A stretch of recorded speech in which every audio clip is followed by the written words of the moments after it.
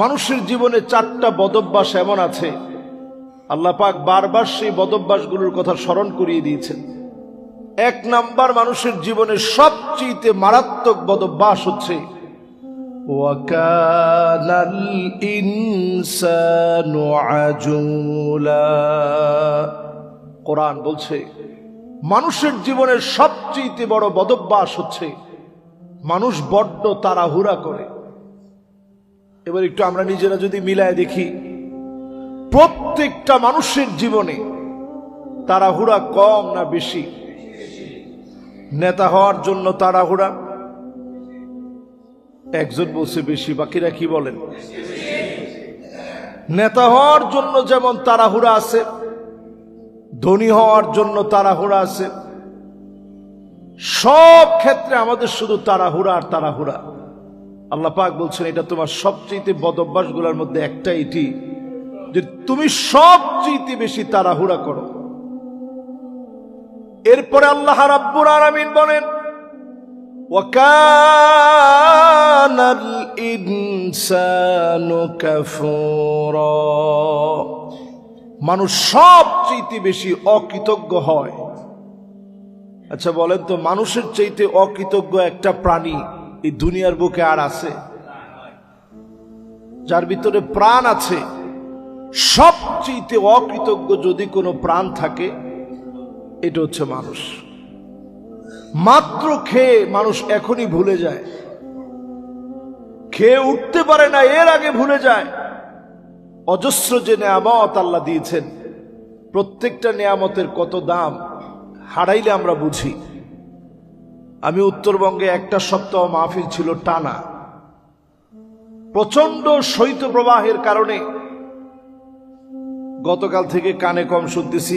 ইনসাফে দেখালাম, বলল যে হুজুর কানের পর্দাটা একটু ফোটা হয়ে গেছে। আজকে আমি কথা বলতে গিয়ে আন্দাজ করতে পারতেছি সুবহানাল্লাহ, আল্লাহর প্রতিটা অর্গান যে কত দামি। এই যে আজকে কথা বলতেছি, এক কান আমার কাছে অবশ অবশ মনে হচ্ছে। কথাটা কতটা লাউডলি বলছি এটা আমি ওইরকম আন্দাজ করতে পারতেছি না। তো এটি স্বাভাবিক, আল্লাহ তাআলা প্রত্যেকটা অর্গান দেন, থাকার সময় শুকরগুজারি আদায় করেন। এই জন্য নবীজি একটা দোয়া সকাল সন্ধ্যায় ফজরের পরে মাগরিবের পরে একটা দোয়া পড়তেন, আল্লাহুম্মা আফিনি ফি বাদানি, আল্লাহুম্মা আফিনি ফি সামঈ, আল্লাহুম্মা আফিনি ফি বাসরি, লা ইলাহা ইল্লা আনতা। আল্লাহ তাআলা আপনি আমার দেহটারে সুস্থ রাখেন, আমার দৃষ্টিটারে সুস্থ রাখেন, কানটারে আল্লাহ আপনি সুস্থ রাখেন। নি'মাতান মাগবুনুন ফীহিমা কাসীরুম মিনান নাস। দুইটা নেয়ামত মানুষ হারিয়ে গেলে খুঁজতে থাকে। এক নাম্বার আস-সিহা, সুস্থতার নিয়ামত হারায় গেলে মানুষ খুঁজতে থাকে। আরেকটা নিয়ামত হচ্ছে অবসরের নিয়ামত। আপনি যখন অবসর আছেন, ব্যস্ততা আসার আগে মালিককে আপনি ডাকেন, আপনাকে যিনি দামি বানায় দিবেন তিনি কে? তাহলে বলেন, মানুষের চার বদভ্যাসের ভিতরে এক নাম্বার তাড়াহুড়া করা। দুই নাম্বার বদভ্যাস কি? অস্বীকার করা। আল্লাহর খেয়ে আল্লাহর পরে আল্লাহ নাফরমানি করা, অস্বীকার করা। কি পরিমাণ অস্বীকার আমরা করি, একটু একদিনের হিসাব নিয়ে দেখেন, তাহলে এক বছরের হিসাব আপনার কাছে পরিষ্কার হয়ে যাবে। একটা বছরে কি পরিমাণ আল্লাহর অস্বীকার করছেন, নাফরমানি করছেন, শুধু এক বছরের হিসাব একদিন দিয়ে করেন তাহলে পরিষ্কার হবে আপনার কাছে কি পরিমাণ নাফরমানি আমরা করি। এরপরে আল্লাহ রাব্বুল আলামিন বলেন 3 নাম্বার তোমার বদভ্যাস হচ্ছে ওয়াকানাল ইনসানু আকসারা শাইইন জাদালা। মানুষ সবচেয়ে বেশি বিতর্ক করে, সবচেয়ে বেশি বিতর্ক মানুষ করে। আর এটার সেন্টার হচ্ছে চায়ের দোকান। সবচেয়ে বেশি বিতর্ক দেখবেন চায়ের দোকানের ভিতরে হয়। অনর্থক কথাবার্তা যেগুলোর কোনো প্রয়োজন নেই, সব অনর্থক কথাবার্তাগুলো দেখবেন সব চায়ের দোকানে হচ্ছে। এই যে মানুষ দেখবেন একটু বসে আড্ডা দিয়ে অনর্থক যে কথাবার্তাগুলো বলছে, এই বিতর্কগুলা মানুষের অভ্যাস।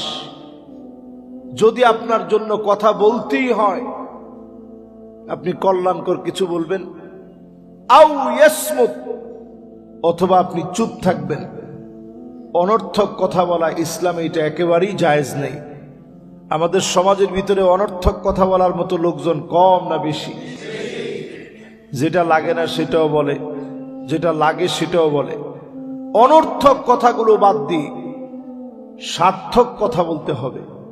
যে কথার অর্থ আছে, যে কথা মানুষের কল্যাণে নিবেদিত হবে, এমন কথাগুলো আমি আপনি বলবো অথবা চুপ থাকবো।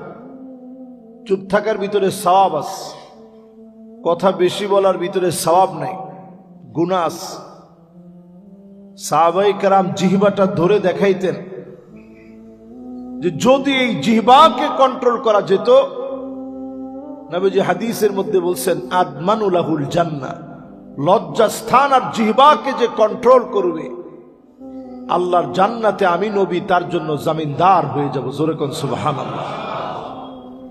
এই জন্য বিতর্ক থেকে বেঁচে থাকা, এটা 2026-এর টার্গেট হওয়া উচিত। অনর্থক বিতর্ক করা থেকে বেঁচে থাকা। এরপর 4 নাম্বার মানুষের বদ বৈশিষ্ট্য নাম্বার 4, নবী করিম সাল্লাল্লাহু আলাইহি ওয়াসাল্লামের উপর আল্লাহ আয়াত নাজিল করে জানিয়ে দিলেন ওয়াকানাল ইনসানু কাতুরা। মানুষ সবচেয়ে বেশি কৃপণ হয়, সবচেয়ে বেশি কিপটা, সবচেয়ে বেশি কৃপণ। জীবনের সব কিছু পাওয়ার পরও কদ্দুর আমরা আল্লাহর জন্য দিই, একটু চিন্তা করে। একটা গরু, তার হাড়গুলো পর্যন্ত নিয়ে আমরা মেলামাইনের প্লেট বানাই, এরপরে খাই।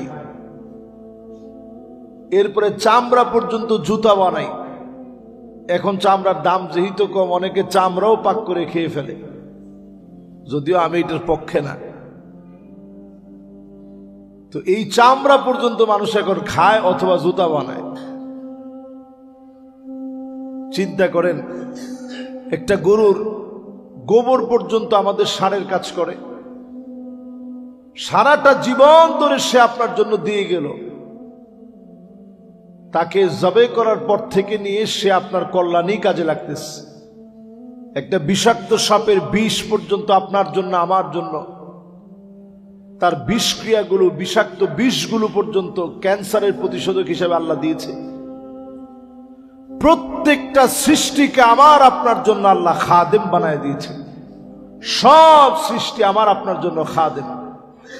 কিন্তু আমি আপনি আল্লাহর জন্য কতটুকু দিয়েছি? আল্লাহ খুব বেশি আপনার আমার কাছে চায় না। এই যে যতজন আমাদের সামনে এখন বসা আছেন, সম্মানিত মুসল্লিয়ানে কেরাম,